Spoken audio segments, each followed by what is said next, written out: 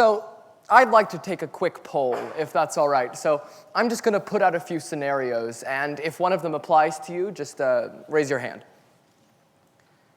Have any of you ever taken a quick study break that ended up lasting like 2 or 3 hours? Some of us, yeah. Have you ever left some clothes or some dishes dirty because you told yourself that you'll get to it later? Some of us, yeah. All right, have you ever been standing in front of the fridge? No? No one has a fridge anymore. Wow, okay. No, have you ever been standing in front of the fridge with the door open and you're looking for something to eat, but nothing looks good, so you close the door, come back half an hour later, and you know that no one's put anything in there. But you open the door again and you're just hoping something's magically changed, so you're just there waiting. Yeah, some of you? Right, so I do the same thing, just with my life. But here's the deal. I'm not alone in that. A lot of us are just sort of standing with the fridge door open, letting out the cold. You see, we have this problem as a country and as a society. We love doing anything besides what we're supposed to be doing. In fact, it's such a popular pastime, we even have a special word for it. Procrastination. Essentially, that's doing something or nothing, to avoid or delay doing whatever you're supposed to be doing. Now, if that concept doesn't really make sense, first of all, congratulations, you get a lot more done than I do. And second of all, I'm a bit of a first-hand expert on the subject, a procrastinator, you could say. So strap in, I'll clear up a few things. So procrastination exists in what are essentially just 3 phases. 1, stalling. And we can talk about the other 2 later, because right now, we don't need to talk about what procrastination is, but rather why we do it. But before we get there, I hear you.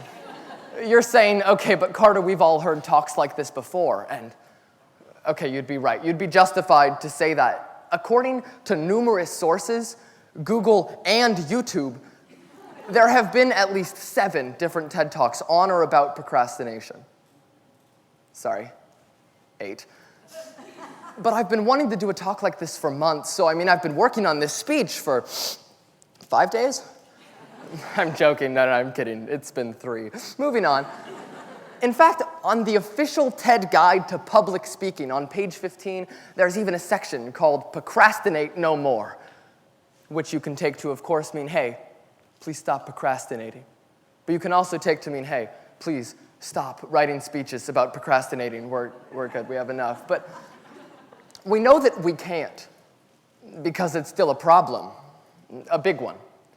We're living in this world of 30-second news clips and 5-minute YouTube videos, and for a lot of us, it's really easy to get sucked into that, right? And when every part of our culture supports us staying there, it's not like we want to leave, and because it's just a lot easier to click on your 30-second video of baby kangaroos than do your calculus homework or write your thesis or call your brother Carter back and wish him a happy birthday. I don't know. But that procrastinator's realm, let's call it, it's sort of like Paris or the scented candle section on Target off of 56th Street. Just once you go, you want to go back. Anyways, back onto the main point. Why do we do this? And I promised that we're going to get there, but first, let's look at this chart. According to a broad survey conducted in 1978, about 5% of Americans admitted to procrastinating. Today, that number is up to 26%, which is fascinating for 2 reasons, really. 1, procrastination is becoming an exponentially bigger problem for reasons that I promise we are going to talk about. But 2, 26% of Americans admit to procrastinating, which means that about 70% of Americans are liars. Which I guess is better than it was in the 70s because, come on, it's not like procrastinating's a new trend. For as long as we've had things to do, we've been avoiding doing them. Even some of the greatest men and women throughout history have been terrible procrastinators. Leonardo Da Vinci, for example, was known to run off and doodle or try and fly, and was once even threatened with bankruptcy if he didn't finish one of his pieces of art he'd been commissioned to do 12 years earlier. The Dalai Lama was reportedly quite the slacker in school and with studies, and actually Abraham Lincoln even has a great quote on procrastination, which you might have heard. It goes, "Give me 6 hours to cut down a tree, and I'm going to spend the first 4 playing Tetris." So it's not just a you problem. You're not alone in your inability to get up and mow the lawn. Some of the greatest individuals throughout time have shared that trait. And don't get me wrong, I'm not saying it's a good thing, something you need to be great. I'm just illustrating that it's not a new problem, nor is it a small one. Because to me, it still feels like we treat procrastination just as a nuisance. Like it's this minor inconvenience. You know, we all say, oh, well, sure, maybe I procrastinate, and I shouldn't do that, and life would be easier if I didn't, but hey, it's no big deal. And you know what? Actually, you're right. It's no big deal. It's a huge deal. It's an epidemic. Procrastination is an addiction. And I got hooked. I got thrown into that world. I'm 16.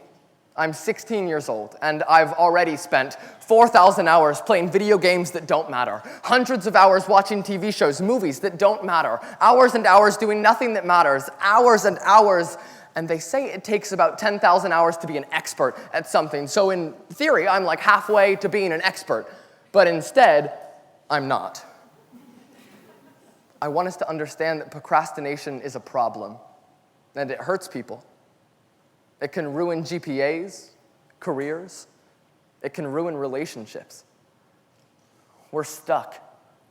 Do you see that? We're stuck between feeling the press of deadlines and feeling like dead weight, because the cumulative stress of the things we told ourselves would have been done half an hour ago becomes too much to bear. We're freezing up in the wake of the realization that we've been telling ourselves, just give me 5 minutes for the last 5 years. We're freezing up. We've been standing with the fridge door open for far too long, and that cold is seeping into every single corner of our lives. It's a problem, a big one. So why do we do it? It's becoming increasingly important to talk about why we would do this to ourselves. A lot of times it's just because we're scared. We're scared that, what if I start and what I end with isn't as good as I wanted it to be? What if I have to make a decision I don't want to? What if I fall short? Nobody wants to fail. So how can you fail if you don't do it at all, right? And that line of thinking, it might not make sense right now. But in the heat of the moment, when it's 11 p.m. and you're desperately trying to write your speech for TEDxYouth Lincoln, it makes a lot of sense to click, yes, I'm still watching this documentary about the Great Barrier Reef. Stop pressuring me. That's just an example. Other times, it's just because we're a bit overconfident with ourselves. Tell me if this situation sounds at all familiar. No, yes, Mom, I know. I just got an extension on that. I'm going to get that done. No, I know. I'm just going to do it tomorrow. It's no big deal. Hey, no, I know. Look, knowing isn't doing. That's what my mom's always said, and I think that there's a lot that we can learn from that. Knowing isn't doing. And sometimes we procrastinate just because it's more interesting. I think a lot of us would opt to play Tetris than cut down a tree. Now, here's where things start to change, right? Because at this point, I've diagnosed the problem, and the symptoms are apparent. So now I just prescribe the cure, and we're done. Yeah, about that. Yeah, there isn't one. At least there's not just one. Because I can't claim that there's a miracle pill you can take every morning to just magically stop wasting time. Time's a natural resource, and it's going to keep moving whether or not you want it to. So maybe in reality, we can't eliminate procrastination, but we can prevent it as best we can. We have to start as individuals and as a culture taking strides to live more actively and to recognize that knowing is not doing. Take that first step. Procrastination's a problem, and it's going to continue to exist until we stop letting it. Let's start understanding that if we live in this world of 30-second news clips and 5-minute YouTube videos, we're not living in much of a world at all. Let's stop asking, what now?